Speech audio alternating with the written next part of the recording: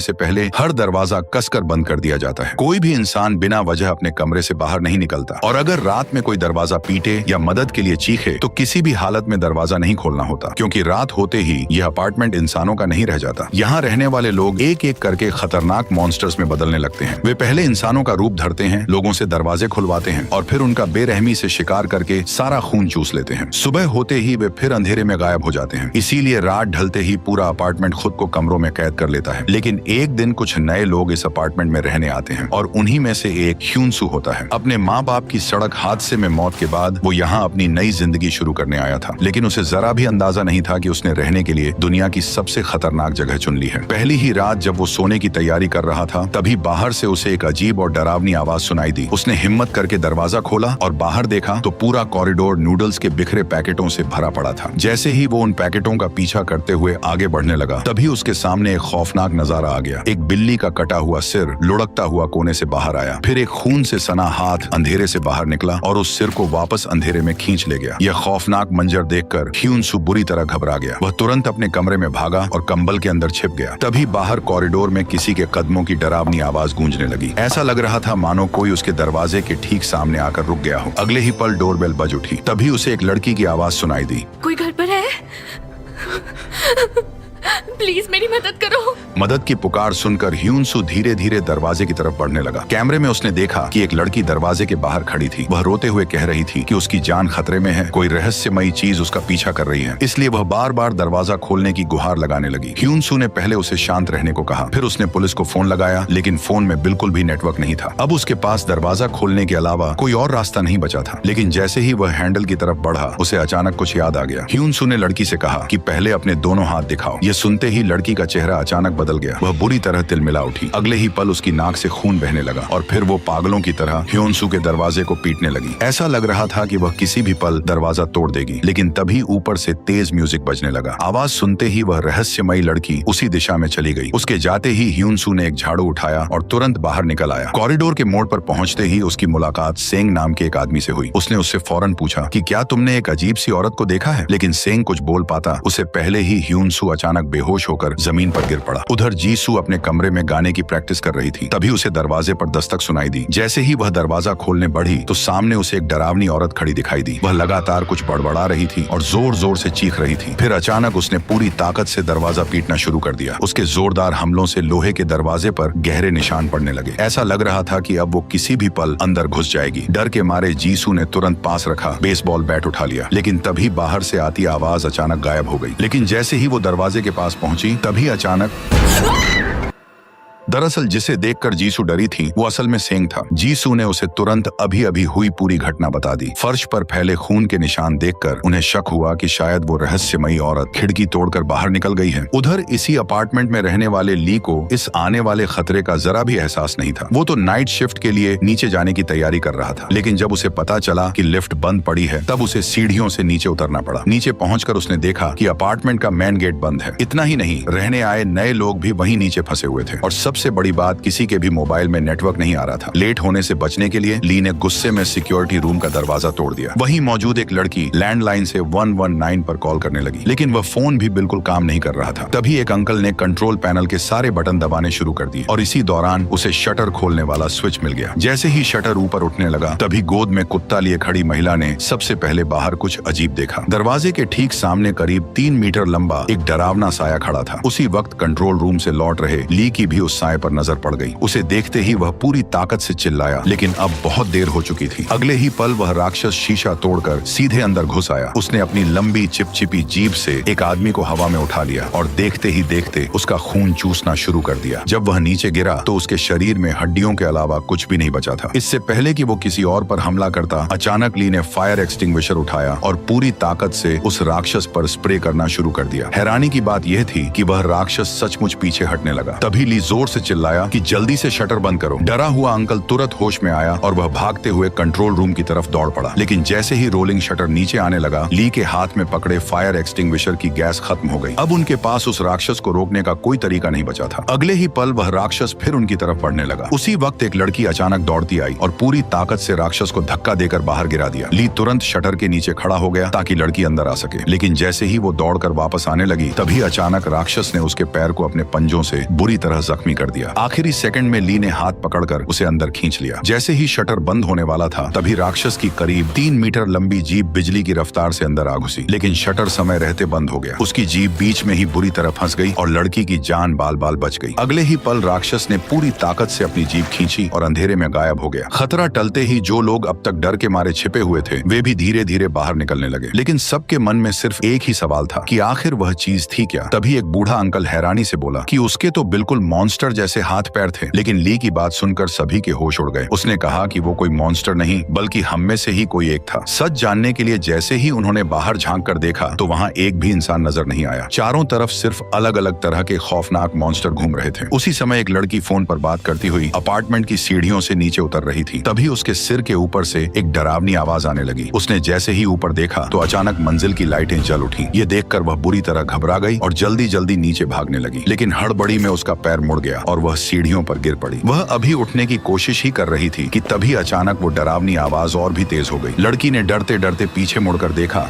तो वहाँ वही आदमी सेंग खड़ा था। उसे देखते ही उसने राहत की सांस ली। लेकिन इससे पहले कि सेंग कुछ समझ पाता, लाल कपड़ों वाली वह डरावनी औरत अचानक पीछे से उस पर झपट पड़ी और उसके कंधे को बुरी तरह काट लिया। लड़की यह सब देखकर डर के मारे खड़ी हो गई। लेकिन तभी सेंग ने औरत को बालों से पकड़कर दूर फेंक दिया। जैसे ही सेंग अपने जख्म देखने लगा, तभी अचानक वो औरत फिर उस पर टूट पड़ी। लेकिन इस बार उसने तुरंत उसका गला पकड़ लिया। तभी सेंग की नजर उसके माथे पर लिखे फ्लैट नंबर पर पड़ी। उसे समझते देर नहीं लगी कि यही वो औरत थी जो पहले लोगों के दरवाजे तोड़ रही थी। बिना देर किए उसने उसके सिर पर जोरदार मुक्का मारा और वह सीधे जमीन पर जा गिरी। लेकिन अगले ही पल वह अजीब तरीके से फिर से उठ खड़ी हुई और लड़की की तरफ बढ़ने लगी। तभी सेंग ने उसे एक जोरदार लात मारी और वह सीधे दीवार में जा धंसी। लेकिन सेंग यही नहीं रुका, वह लगातार उस पर लातें बरसाता रहा। ये खौफनाक नजारा देखकर पास खड़ी लड़की डर के मारे सुन्न पड़ गई। उधर ह्यूनसू भी होश में आ चुका था। वह जानना चाहता था कि बाहर आखिर हो क्या रहा है, इसीलिए उसने इंटरनेट पर जवाब ढूंढना शुरू किया। उधर ली भी यही जानकारी तलाश रहा था। तभी दोनों की नजर एक ही पोस्ट पर पड़ी। उसमें लिखा था कि यह कोई बीमारी नहीं बल्कि एक श्राप है। पोस्ट में आगे लिखा था कि जो लोग मॉन्स्टर बनने वाले होते हैं, उनकी नाक से पहले खून बहने लगता है और उन्हें अजीब अजीब आवाजें सुनाई देने लगती हैं। इसके बाद इंसान धीरे धीरे एक डरावने मॉन्स्टर में बदल जाता है। आखिर में उसने चेतावनी दी कि अगर तुम्हारे अंदर भी ऐसे लक्षण दिखने लगे तो जितनी जल्दी हो सके खुद को मार डालो। वह आगे इन मॉन्स्टर्स से बचने का तरीका बताने ही वाला था कि अचानक पूरा इंटरनेट बंद हो गया। उसी वक्त भूख के मारे ह्यूनसू के पेट में जोर जोर से गुड़गुड़ाहट होने लगी। तभी उसे याद आया कि बाहर अभी भी आधा डिब्बा इंस्टेंट नूडल्स पड़ा है। हिम्मत जुटाकर उसने धीरे धीरे दरवाजा खोला। लेकिन बाहर झांकते ही उसके होश उड़ गए। एक खौफनाक मॉन्स्टर दरवाजे का सहारा लेकर सीधे उसकी तरफ बढ़ रहा था। यह देखकर ह्यूनसू ने तुरंत अपना मुंह दबा लिया ताकि जरा सी भी आवाज न हो। दरअसल उस मॉन्स्टर का आधा सिर गायब था, लेकिन उसकी सुनने की ताकत बेहद खतरनाक थी। जरा सी आवाज भी उसे सीधे अपने शिकार तक पहुंचा सकती थी। इसलिए ह्यूनसू धीरे धीरे अपनी सुरक्षा के लिए पास पड़ी झाड़ू उठाने लगा। लेकिन तभी हल्की सी आवाज मॉन्स्टर के कानों तक पहुंच गई। वह तुरंत ह्यूनसू की तरफ मुड़ा, लेकिन वह हमला करता उससे पहले ही ली की वॉकी टॉकी बज उठी। आवाज सुनते ही मॉन्स्टर ने दूसरी तरफ हमला कर दिया और ह्यूनसू की जान बच गई। अब वह जरा सी भी आवाज करने की हिम्मत नहीं जुटा पा रहा था। तभी वह मॉन्स्टर धीरे धीरे उसकी तरफ बढ़ने लगा। ह्यूनसू बिना हिले डुले चुपचाप वहीं पड़ा रहा और देखते ही देखते वो मॉन्स्टर उसके कमरे से बाहर निकल गया। इससे पहले कि वो राहत की सांस ले पाता, अचानक नीचे से कुछ हलचल की आवाज आई। उसने खिड़की से झांक कर देखा तो एक आदमी खाने पीने का सामान ढूंढने के लिए बिल्डिंग से नीचे उतर रहा था। जाने से पहले उसने अपनी बेटी से कहा कि मैं खाना लेकर जल्दी वापस आ जाऊंगा, तब तक अपने छोटे भाई का ध्यान रखना। लेकिन उसकी बात पूरी भी नहीं हुई थी कि अचानक एक विशाल आंखों वाला डरावना मॉन्स्टर उसके सामने आ गया। उसे देखकर आदमी बुरी तरह घबरा गया और अचानक 12th फ्लोर से सीधे नीचे गिर पड़ा। ये नजारा देखकर उसकी बेटी जोर से चीख पड़ी और उसी चीख ने उस विशाल आंखों वाले मॉन्स्टर का ध्यान अपनी तरफ खींच लिया। ठीक उसी पल जब वो मॉन्स्टर उन बच्चों पर हमला करने वाला था, तभी ऊपर से एक भारी मॉनिटर सीधा उसके सिर पर आ गिरा। अचानक हुए इस हमले से बड़ी आंखों वाला मॉन्स्टर बुरी तरह भड़क गया। उसने अपनी लंबी गर्दन सांप की तरह फैलाई और सीधे ह्यूनसू की खिड़की पर हमला कर दिया।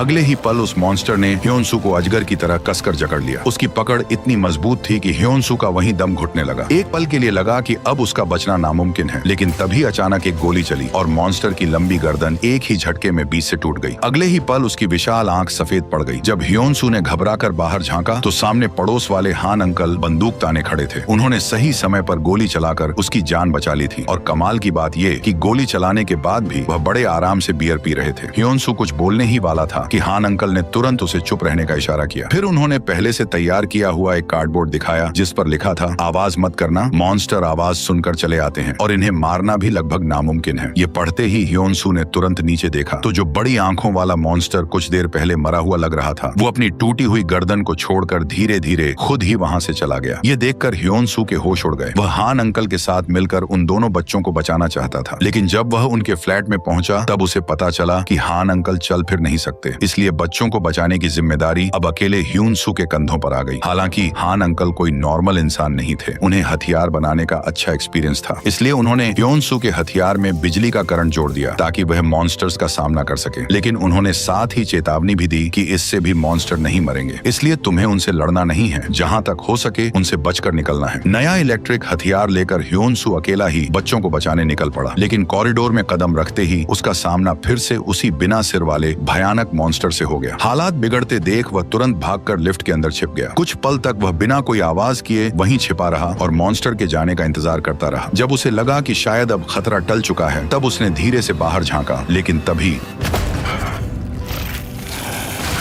दरअसल मक्खी की भनभनाहट ने मॉन्स्टर का ध्यान उसकी ओर खींच लिया था। ह्योनसू ने इस मौके का पूरा फायदा उठाया। उसने अपना इलेक्ट्रिक चाकू सीधे मॉन्स्टर के शरीर में घोंप दिया। 1,00,000 वोल्ट का तेज झटका लगते ही मॉन्स्टर का पूरा शरीर सुन्न पड़ गया। ह्योनसू जानता था कि यह मौका दोबारा नहीं मिलेगा, इसलिए वह फौरन वहां से भाग निकला, लेकिन वह ज्यादा दूर नहीं पहुंचा था कि मॉन्स्टर फिर से उसके पीछे आ गया। अगले ही पल उसने अपना लंबा हाथ लहराया और उसके टेंटेकल सीधे ह्योनसू की तरफ बढ़ने लगे। किस्मत से यह मॉन्स्टर पूरी तरह अंधा था, इसी वजह से उसका हमला एक बार फिर चूक गया। तभी मॉन्स्टर को अपनी तरफ आते देख ह्योनसू ने तुरंत पास पड़ी 2 बॉल उठाई और उसकी तरफ फेंक दी। आवाज सुनते ही मॉन्स्टर उसी दिशा में मुड़ गया। इसी मौके का फायदा उठाकर ह्योनसू ने फिर से अपना इलेक्ट्रिक चाकू सीधे उसके शरीर में घोंप दिया। इस बार करंट का झटका इतना जबरदस्त था कि मॉन्स्टर कुछ ही पल में सीधे जमीन पर ढेर हो गया। मॉन्स्टर को चकमा देकर ह्योनसू आखिरकार उन दोनों भाई बहन के फ्लैट तक पहुंच गया। उसने पहले दोनों को शांत कराया, फिर उन्हें अपने साथ सुरक्षित बाहर ले जाने लगा। लेकिन जैसे ही तीनों कमरे से बाहर निकले तभी अचानक ह्योनसू के अंदर मौजूद मॉन्स्टर वायरस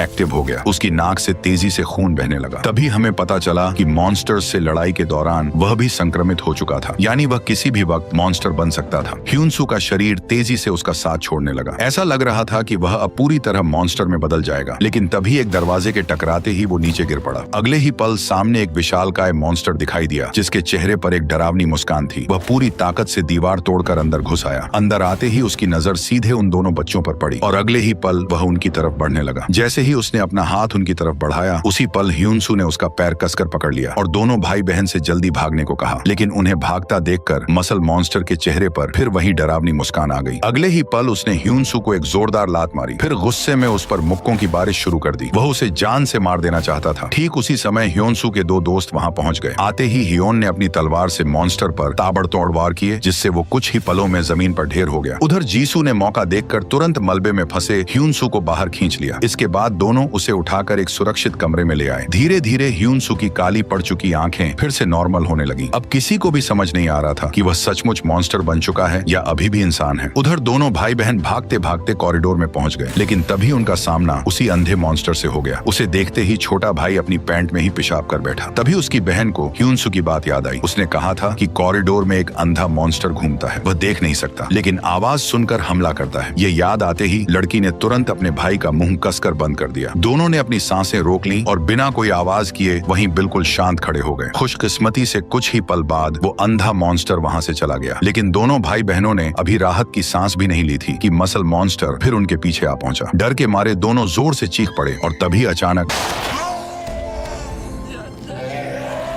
दरअसल बच्चों की चीख सुनकर वो अंधा मॉन्स्टर दोबारा वापस लौट आया था। मौका देखते ही बहन ने अपने छोटे भाई का हाथ पकड़ा और वहाँ से भाग निकली। उधर मसल मॉन्स्टर ने अंधे मॉन्स्टर को पकड़ लिया और उस पर मुक्कों की बरसात शुरू कर दी। इसके बाद उसने उसे सीधे खिड़की के बाहर फेंक दिया। फिर वह दोबारा बच्चों के पीछे दौड़ पड़ा। दोनों भाई बहन अभी ज्यादा दूर पहुंचे भी नहीं थे कि मसल मॉन्स्टर ने कुछ ही पलों में उन्हें दोबारा ढूंढ निकाला। अब वह धीरे धीरे उनकी तरफ बढ़ने लगा। डर के मारे दोनों बच्चों ने अपनी आंखें बंद कर ली। उन्हें लगा कि अब उनका बचना नामुमकिन है। लेकिन तभी एक औरत बेबी स्ट्रॉलर धकेलते हुए अपने कमरे से बाहर निकल आई। वह मॉन्स्टर को ऐसे देख रही थी मानो उसे अच्छी तरह जानती हो। उसने कहा, तरस खाओ इन नन्हे बच्चों पर, छोड़ दो इन्हें प्लीज। लेकिन तभी मॉन्स्टर मुस्कुराया और जमीन पर गिरते ही उसकी नजर अपने बच्चे पर पड़ी। वह रोते हुए मॉन्स्टर से अपने बच्चे को छोड़ देने की भीख मांगने लगी। लेकिन उल्टा उस मॉन्स्टर ने बड़ी बेरहमी से उस बच्चे को अपने पैरों तले कुचल डाला। वो औरत चीखती रह गई लेकिन अपने बच्चे को बचाने के लिए कुछ भी नहीं कर सकी। इसके बाद उस मॉन्स्टर ने एक ही मुक्के में उसे भी जमीन पर गिरा दिया। ठीक उसी वक्त ह्योन-सू अपने दोनों दोस्तों के साथ वहां पहुंच गया। लेकिन तब तक बहुत देर हो चुकी थी। मसल मॉन्स्टर अब उनके सामने खड़ा था। वे कुछ कर पाते उससे पहले ही पीछे पड़ी औरत मॉन्स्टर के कांटेक्ट में आने से अचानक म्यूटेट होने लगी। अगले ही पल वह सीधे मसल मॉन्स्टर पर टूट पड़ी। तभी सभी को एहसास हुआ कि वह भी संक्रमित हो चुकी है। उसकी आंखें पूरी तरह काली हो गई थीं। फिर भी उसके अंदर की माँ अब भी उन बच्चों की जान बचाने के लिए लड़ रही थी। इसी बीच हियोन आगे आया और मसल मॉन्स्टर को लगातार उकसाने लगा। तो बस फूला हुआ गुब्बारा है। उसकी बात सुनते ही उस मॉन्स्टर का गुस्सा फूट पड़ा और वो तेजी से हियोन के पीछे लग गया। उधर ह्योन-सू दोनों भाई बहन को सुरक्षित हान अंकल के फ्लैट तक ले आया। इधर हियोन जानबूझकर उस मॉन्स्टर को पूरे कॉरिडोर में दौड़ाता रहा जिससे उसका ध्यान भटक गया। उसी समय जीसू जमीन पर पड़ी उसी औरत के पास पहुंची। उसे देखकर साफ लग रहा था कि वो भी मॉन्स्टर बनने वाली है। हालात बिगड़ते देख जीसू ने तुरंत अपना बेसबॉल बैट उठा लिया। उसे लगा कि अब उस मॉन्स्टर को मारना ही पड़ेगा। लेकिन अगले ही पल औरत को फिर से होश आ गया। उसकी आंखें भी दोबारा नॉर्मल हो गईं। ये देखकर जीसू ने राहत की सांस ली और दोनों तुरंत हान अंकल के फ्लैट की तरफ निकल पड़े। उधर हियोन लगातार मसल मॉन्स्टर से बचकर भाग रहा था। लेकिन कुछ ही पलों में वह कॉरिडोर के आखिरी कोने में फंस गया। अब पीछे हटने की कोई रास्ता नहीं थी। वह तलवार कसकर पकड़कर वहीं खड़ा हो गया। जैसे ही मॉन्स्टर उसके सामने पहुंचा तभी अचानक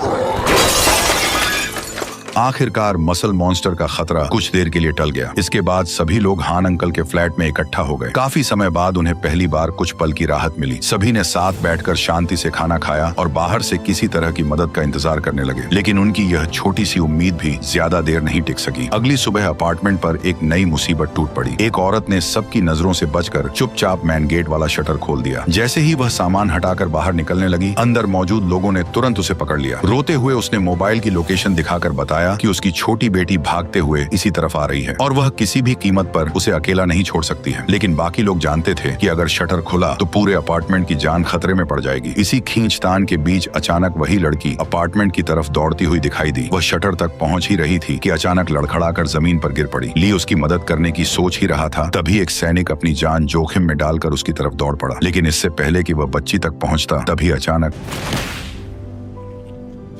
अंधेरे में छिपे जीप वाले मॉन्स्टर ने दोनों के सीने को बीच से चीर डाला। यह देखकर वहां मौजूद सभी लोगों के होश उड़ गए। उसकी मां दर्द से चीख पड़ी। अपनी बच्ची को अपनी ही आंखों के सामने मरते देख वह बुरी तरह टूट गई। तभी ली ने तुरंत उसे पकड़कर पीछे खींच लिया और पास पड़ी एक भारी अलमारी रास्ते में अड़ा दी। लेकिन अगले ही पल मॉन्स्टर की लंबी जीभ अलमारी को चीरते हुए अंदर घुस आई। वो अपने अगले शिकार की बेतहाशा तलाश कर रहा था। ली डर के मारे बिल्कुल सुन्न पड़ गया। उसे अच्छी तरह पता था कि जरा सी भी गलती हुई तो उसका अंजाम भी ठीक उस बच्ची जैसा होगा। कुछ पल बाद मॉन्स्टर अपने आप पीछे हट गया। उधर अपनी बेटी को खो चुकी वो माँ पूरी तरह होश खो बैठी। गुस्से में उसने सारी गलती ली पर डाल दी। उसे लगने लगा कि अगर ली चाहता तो वो उसकी बेटी को बचा सकता था। लेकिन वह ये भूल चुकी थी कि अगर ली बीच में नहीं आता तो आज वहाँ कोई भी जिंदा नहीं बचता। उधर 8वीं मंजिल पर मौजूद ह्योन-सू और उसके दोनों दोस्तों फैसला किया कि वे लोग पहली मंजिल पर जाकर हालात का पता लगाएंगे। रवाना होने से पहले हान अंकल ने तीनों के हथियारों को और भी मजबूत बना दिया। पूरी तैयारी के साथ वे धीरे धीरे सीढ़ियों की तरफ बढ़ने लगे। लेकिन कुछ ही दूर चलते ही उनकी नजर एक आदमी की लाश पर पड़ी। तीनों सावधानी से उसके पास पहुंचे। लाश को देखते ही उन्हें समझ आ गया कि उस आदमी को मरे हुए ज्यादा वक्त नहीं हुआ है। मतलब मॉन्स्टर अभी भी आसपास कहीं मौजूद है। यह एहसास होते ही तीनों बिना देर किए वहां से निकलने लगे। लेकिन जैसे ही ह्योन-सू मुड़ने लगा तभी अंधेरे कमरे में छिपे एक मॉन्स्टर ने अचानक उस पर हमला कर दिया।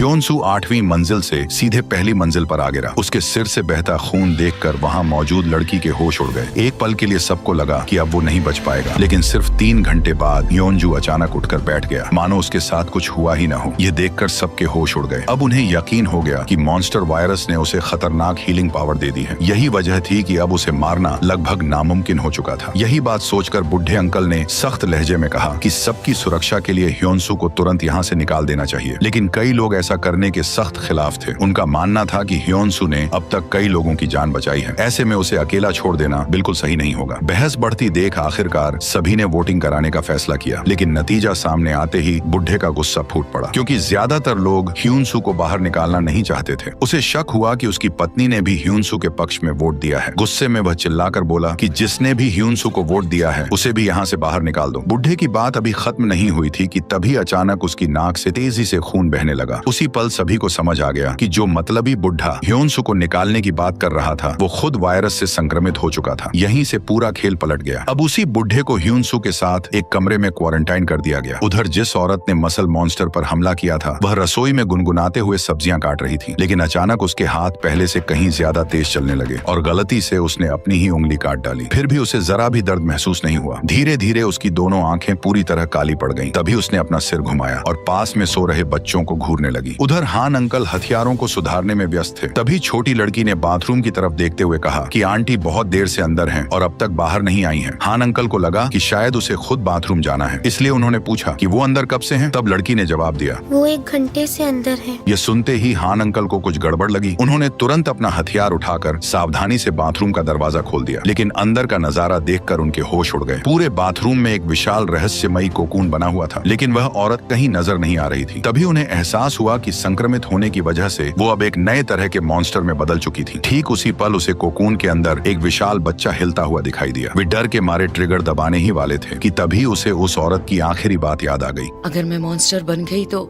मुझे मार डालना। ये सब याद आते ही हान अंकल की आंखें नम हो गईं। उनका हाथ ट्रिगर पर था, लेकिन चाहकर भी वे गोली नहीं चला पाए, क्योंकि वे जानते थे कि संक्रमित होने के बाद भी उस औरत के दिल में अब भी इंसानियत बाकी थी। वह उन बच्चों को कभी नुकसान नहीं पहुंचाना चाहती थी, इसलिए हान अंकल भी उसे मार नहीं पाए। आखिरकार उन्होंने एक दर्दनाक फैसला लिया। उन्होंने चुपचाप बाथरूम का दरवाजा बंद कर दिया और बाहर आकर बच्चों से सिर्फ इतना कहा कि वो आंटी यहाँ से जा चुकी हैं। उधर मेज पर रखा टिफिन बॉक्स और 2 स्कार्फ उन दोनों बच्चों के लिए उस औरत की तरफ से छोड़ी गई आखिरी निशानी थी। उस रात पूरे अपार्टमेंट में गहरा सन्नाटा पसरा रहा। कोई नहीं चाहता था कि अगली सुबह हो, क्योंकि किसी को नहीं पता था कि इस बार कौन सी नई मुसीबत उनका इंतजार कर रही है। लेकिन रात किसी के लिए नहीं रुकती। आखिरकार सुबह हो ही गई। तभी ली ने ह्योन-सू को अपने पास बुलाया और बिना बातों को घुमाए सीधे उससे कहा, तुम्हें अब हमारे लिए बहुत सारे खतरनाक काम करने पड़ेंगे। मना करने का ऑप्शन नहीं है तुम्हारे पास। क्या करना है मुझे? ली ने बताया कि उसे ऊपर वाली मंजिल पर जाकर हान अंकल को सुरक्षित नीचे लाना होगा, क्योंकि मेन गेट की सुरक्षा बढ़ाने के लिए उन्हें हान अंकल की जरूरत है। जल्दी ही यह बात सेंग के कानों तक भी पहुंच गई। वो बिना सोचे ह्योन-सू के साथ जाने के लिए तैयार हो गया। इसके बाद दोनों सीढ़ियों के रास्ते ऊपरी मंजिल की तरफ बढ़ने लगे, लेकिन वे मुश्किल से 2 मंजिल ही चढ़ पाए थे कि अचानक एक मॉन्स्टर ने सेंग को पीछे से पकड़ लिया और घसीटते हुए अपने साथ ले जाने लगा। ह्योन-सू उसे बचाने के लिए तुरंत दौड़ पड़ा, लेकिन तभी एक जोरदार हवा के झटके ने उसे भी जमीन पर पटक दिया। जब धूल का गुब्बार छटा तो सामने बेहद तेज रफ्तार वाला मॉन्स्टर खड़ा था। वह ह्योन-सू पर हमला करने ही वाला था कि अचानक उसकी पीठ में एक तीर आकर लगा। अगले ही पल मॉन्स्टर वहां से गायब हो गया। तभी ह्योन-सू की नजर कॉरिडोर में खड़ी एक लड़की पर पड़ी। उसी ने सही वक्त पर तीर चलाकर ह्योन-सू को बचा लिया था। ह्योन-सू ने फौरन बगल में पड़े सेंग की तरफ देखा। खुशकिस्मती से वह सिर्फ बेहोश था। इसके बाद ह्योन-सू और वह लड़की सेंग को उठाकर पास के एक कमरे में ले गए, जहाँ लड़की के डैड पहले से मौजूद थे। कुछ देर आराम करने के बाद आखिरकार सेंग को भी होश आ गया, लेकिन होश में आते ही वो बिना कुछ बोले चुपचाप कमरे से बाहर निकल गया। तभी दोनों बाप बेटी को पता चला कि ह्योन-सू ऊपर वाली मंजिल से हान अंकल को लेने आया है, इसलिए उन्होंने भी उसके साथ चलने का फैसला कर लिया। जल्द ही तीनों एक दूसरे की मदद से हान अंकल तक पहुंच गए। इसके बाद सभी लोग सुरक्षित पहली मंजिल पर वापस लौट आए, लेकिन उन्हें राहत की सांस लेने का मौका भी नहीं मिला कि तभी अचानक लॉबी में घने बालों से ढका एक भयानक मॉन्स्टर दिखाई दिया। उसे देखते ही वहाँ अफरा तफरी मच गई, लेकिन तभी एक बुजुर्ग महिला धीरे धीरे उसकी तरफ बढ़ी। मॉन्स्टर को देखते ही वह उसे पहचान गई। दरअसल वह कोई और नहीं बल्कि उसका अपना पति था, यानी वह मतलबी बुढ़ा अंकल अब पूरी तरह मॉन्स्टर बन चुका था। जिंदगी भर उसने अपने पति की मार और जुल्म सहे थे, लेकिन आज उसके अंदर का दबा हुआ सालों का दर्द और गुस्सा फूट पड़ा। उसे लगा कि बदला लेने का यही सही मौका है। उसने हिम्मत जुटाई और हाथ में पकड़े हथौड़े से अपने ही पति पर ताबड़तोड़ वार शुरू कर दिया। हर वार में सालों का दर्द और गुस्सा साफ झलक रहा था। आखिरकार उसने अपने ही हाथों से अपने पति का अंत कर दिया। रात होते ही हान अंकल मेन गेट को मजबूत करने में जुट गए। उधर ली ने हालात का पता लगाने के लिए ह्योन-सू को बेसमेंट पार्किंग में भेज दिया, जबकि वो खुद कंट्रोल रूम में लगे सीसीटीवी कैमरों से उस पर नजर रखने लगा। शुरुआत में सब कुछ शांत लग रहा था, लेकिन तभी अचानक एक विशाल मकड़ी के जाल ने ह्योन-सू को जकड़ लिया। पलक झपकते ही जाल ने उसे हवा में लटका दिया। देखते ही देखते उसका पूरा शरीर जाल में लिपट गया। तभी अचानक उसके ऊपर हरे रंग का चिपचिपा लिक्विड फैलने लगा। उसे देखकर साफ लग रहा था कि उसके साथ कुछ बहुत गलत होने वाला है। इसलिए ली और बाकी लोग बिना देर किए उसे बचाने के लिए पार्किंग एरिया में पहुंच गए, लेकिन वहां चारों तरफ इतना सन्नाटा था कि माहौल और भी डरावना लगने लगा। तभी टॉर्च की रोशनी एक मॉन्स्टर पर पड़ी। ये वही तेज रफ्तार मॉन्स्टर था जिसने पहले सेंग पर हमला किया था। उस वक्त वह गहरी नींद में सोया हुआ था, इसलिए किसी ने भी उसे जगाने की गलती नहीं की। सभी लोग दबे पांव धीरे धीरे आगे बढ़ने लगे। आखिरकार वे ह्योन-सू तक पहुंच गए, लेकिन तब तक उसका शरीर लिक्विड को पूरी तरह सोख चुका था। उधर कंट्रोल रूम में मौजूद हान अंकल को अचानक ऊपर से कुछ हलचल की आवाज सुनाई दी। उन्होंने बिना देर किए अपना हथियार उठाया और छत की तरफ निशाना साधकर तैयार हो गए। उन्हें लगा कि हमला छत से होगा, लेकिन मॉन्स्टर उल्टा कॉरिडोर से रेंगता हुआ बाहर निकल आया। वह एक विशाल मकड़ी जैसा 4 पैरों वाला मॉन्स्टर था। बाहर निकलते ही वह एक छोटी लड़की के पीछे पड़ गया। ये देखकर हान अंकल ने फौरन अपनी व्हीलचेयर मोड़ी और उसकी तरफ बढ़ने लगे। जैसे ही मॉन्स्टर लड़की तक पहुंचने वाला था, तभी हान अंकल ने सीधे उस पर बंदूक तान दी। उधर बेहोश ह्योन-सू को लेकर सब लोग लौट ही रहे थे कि अचानक जीसू के पेट में तेज दर्द उठा और उसके हाथ से लोहे का पाइप छूटकर सीधे जमीन पर जा गिरा। अचानक तेज आवाज चोरों तरफ फैल गई। अगले ही पल एक मॉन्स्टर ने बिजली की रफ्तार से हमला कर दिया। जैसे ही वह दोबारा हमला करने बढ़ा, ली ने फौरन अपना क्रॉसबो चलाया। तीर सीधा मॉन्स्टर को जाकर लगा, लेकिन हैरानी की बात यह थी कि तीर लगने के बाद भी उस मॉन्स्टर पर जरा सा भी असर नहीं हुआ और बिना रुके आगे बढ़ता रहा। तभी ली और हियोन तुरंत कार के नीचे जा छिपे। दोनों इतने डरे हुए थे कि उनकी सांसें तक थम चुकी थी। मॉन्स्टर की डरावनी टांगें देखकर ऐसा लग रहा था मानो उसका पूरा शरीर सिर्फ दौड़ने के लिए बना हो। तभी ली ने चुपके से कार की चाबी निकाली और रिमोट का बटन दबा दिया। बीप सुनते ही मॉन्स्टर का ध्यान कारों की तरफ चला गया। मौका मिलते ही सेंग और जीसू बेहोश ह्योन-सू को लेकर वहां से भागने लगे, लेकिन अगले ही पल पास खड़ी दूसरी कार का अलार्म भी बज उठा। आवाज सुनते ही मॉन्स्टर सीधे उनकी तरफ दौड़ पड़ा। वह हमला करने ही वाला था कि तभी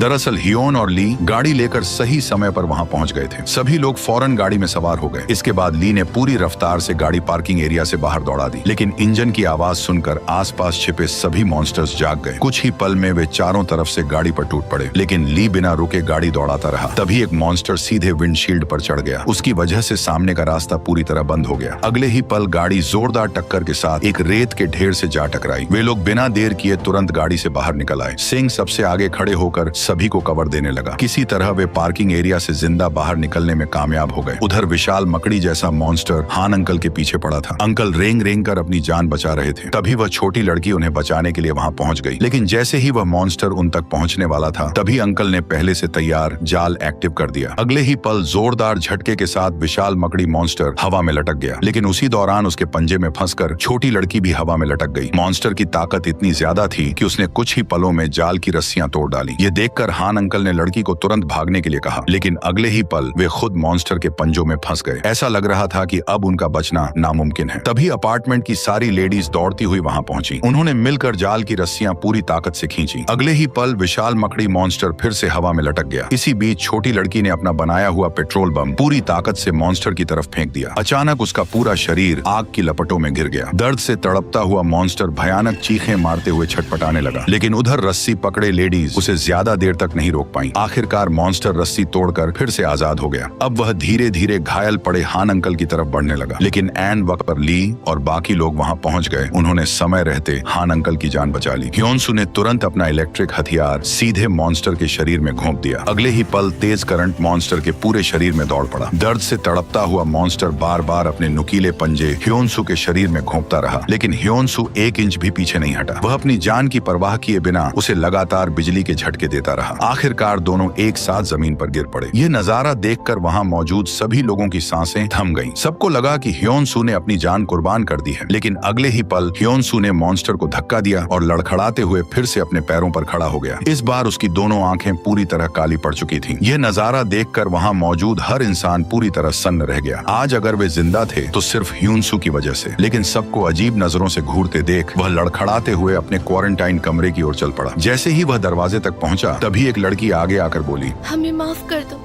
तुम्हें इतनी तकलीफ दी। तभी ली भी आकर बोला कि तुम्हें क्वारंटाइन रहने की अब कोई जरूरत नहीं है, अब तुम हमारे साथ रह सकते हो। ये सुनकर ह्योन-सू के चेहरे पर हल्की सी मुस्कान आ गई। उसने चुपचाप अपने कमरे का दरवाजा बंद कर दिया। उसे खुशी थी कि अब वे लोग उसे पहले की तरह एक मॉन्स्टर नहीं समझ रहे थे, लेकिन उसकी यह खुशी ज्यादा देर तक नहीं टिक सकी, क्योंकि अपार्टमेंट में बचा हुआ खाना अब सिर्फ 5 दिन का रह गया था। इसलिए ली ने पास के फूड स्टोर से राशन लाने का प्लान बनाया। इसके लिए हान अंकल पहले ही एक खास सप्लाई गाड़ी तैयार कर चुके थे, लेकिन सवाल सिर्फ एक था कि इतनी खतरनाक जगह पर जाएगा कौन, क्योंकि अगर यह मिशन फेल हो गया तो अपार्टमेंट में मौजूद हर एक इंसान भूख से मर जाएगा। इसलिए ली को ऐसा इंसान चाहिए था जिसके बचकर लौटने के सबसे ज्यादा चांस हो। अगले ही पल सबकी नजर ह्योन-सू पर जा टिकी। तभी ली ने फैसला किया कि इस मिशन पर ह्योन-सू और सेंग साथ जाएंगे, लेकिन उनके निकलने से पहले ही एक नई मुसीबत सामने आ गई। जीसू अचानक बाथरूम में बेहोश होकर गिर पड़ी। जांच करने पर ली को पता चला कि जीसू को एक्यूट एपेंडिसाइटिस है। अगर तुरंत उसका ऑपरेशन नहीं किया गया तो उसकी जान भी जा सकती है। लेकिन असली परेशानी तो अब शुरू हुई थी, क्योंकि पूरे अपार्टमेंट में न तो जरूरी दवाइयां थीं और न ही ऑपरेशन करने का सामान। मतलब अब किसी भी कीमत पर बाहर जाकर जरूरी मेडिकल सामान लाना ही पड़ेगा। लेकिन सबसे बड़ी परेशानी यह थी कि ह्योन-सू और सेंग दवाइयों को पहचानते ही नहीं थे। तभी तीर चलाने वाली लड़की आगे आई। वह बोली कि मुझे दवाइयों की अच्छी जानकारी है, इसलिए मैं भी तुम्हारे साथ चलूंगी। इसके बाद तीनों हान अंकल की मॉडिफाइड गाड़ी में बैठे और अस्पताल की तरफ निकल पड़े। लेकिन जैसे ही वे अपार्टमेंट से बाहर निकले, अचानक एक भयानक टक्कर हुई और उनकी गाड़ी हवा में उछलकर कई फीट दूर जा गिरी। टक्कर इतनी भयानक थी कि सेंग और वो लड़की वहीं बेहोश हो गई, जबकि ह्योन-सू बुरी तरह घायल हो गया। तभी उसकी नजर उसी मसल मॉन्स्टर पर पड़ी जो पहले बिल्डिंग से नीचे गिर गया था, लेकिन अब वह पहले से कई गुना ज्यादा विशाल और कहीं ज्यादा ताकतवर बन चुका था। उसे देखते ही साफ समझ आ गया कि असली तबाही अब शुरू होने वाली है। और यहीं पर इस कहानी का पार्ट 1 खत्म हो गया। अब जो पार्ट 2 होगा उसमें हमें पता चलेगा कि क्या ये लोग इस मसल मॉन्स्टर से बच पाएंगे। करो